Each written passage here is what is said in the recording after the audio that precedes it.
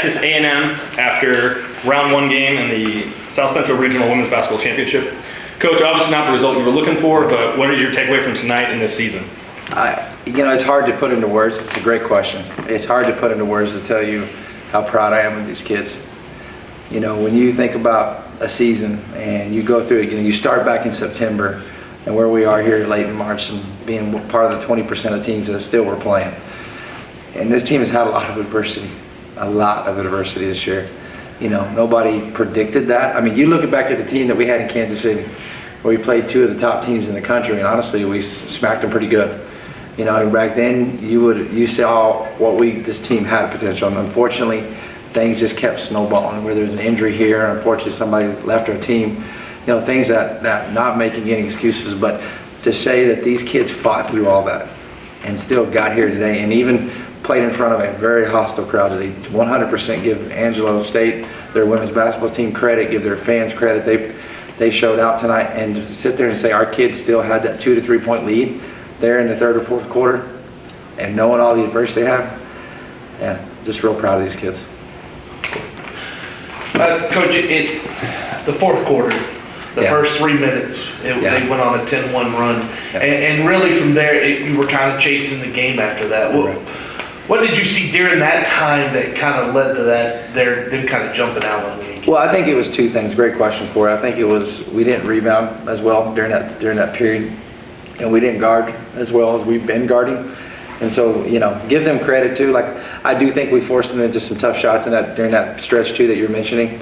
That sometimes you got to make shots, and give their kids credit. They made shots. A lot of their kids stepped up and did that. So, unfortunately, we didn't get that done.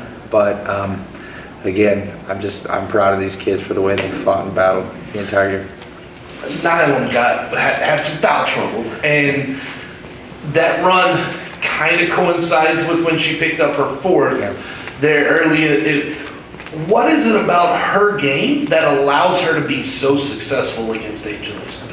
Yeah, she, you really look at, I think, go back almost early February, where she just kind of got on this run of terror, where she just started terrorizing the conference, and she wants it so bad.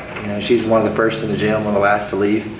So like her success, she's earned every bit of that. And so I'm proud of her. This young lady sitting next to me, she finished off her career.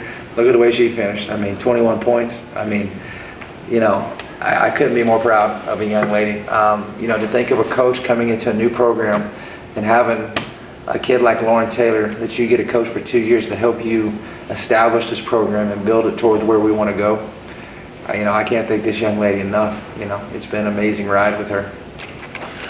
Lauren, you've been a big part of the foundation of this program, and you definitely set a standard moving forward. What does it mean to be a part of something that is still building and only going to get better? Being a Buffalo Lady Buff, it's all about being committed. It's a family we have here.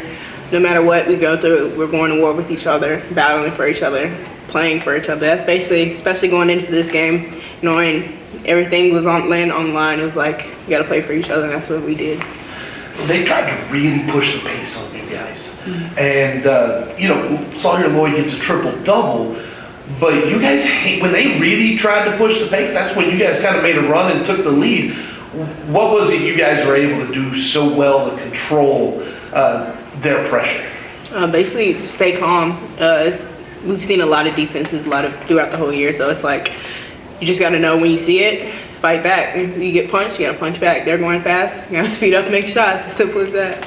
Well, and I think just kind of, if I can add to that too, like you look at the 3 quarters, we did our game plan. We wanted to hold them 15 or under, 13, 14 each quarter. We felt if we could do that, it's going to give ourselves a chance to win. And we did that for 3 quarters. And just that 4th quarter is, again, like you mentioned, where they went on that run and exploded. So sometimes, we didn't do the things we did, but at the same time, you got to turn around and give that other team credit for doing the things that they did. You've got a remarkable team, and like you said, you guys have been through a lot this year, but the future remains bright for the program. She has been a big part of something and helping you build it. How important is it to have those rocks for you in your program? Oh, it's hard to put that into words. It's a great question, Corey. It's hard to put into words where the kids like Lauren really truly mean to you and what she's been able to do over the last couple of years. It's been such a fun ride, you know, and, you know, we didn't know, I mean, we started hitting on adversity whether we were going to even make this tournament, you know, and, you know, these girls got rewarded on, you know, last Sunday evening and got into the tournament, and they showed a lot of character tonight, you know, and a lot of fight, you know. Didn't finish off that Lone Star game against Tyler, didn't play real well, but then turned around in even a tougher environment to a team that won the conference tournament. I think it's a pretty heck of a finish and a heck of a year for these young ladies. All right, congratulations again on the year. Thank you. Thank you. I think I'm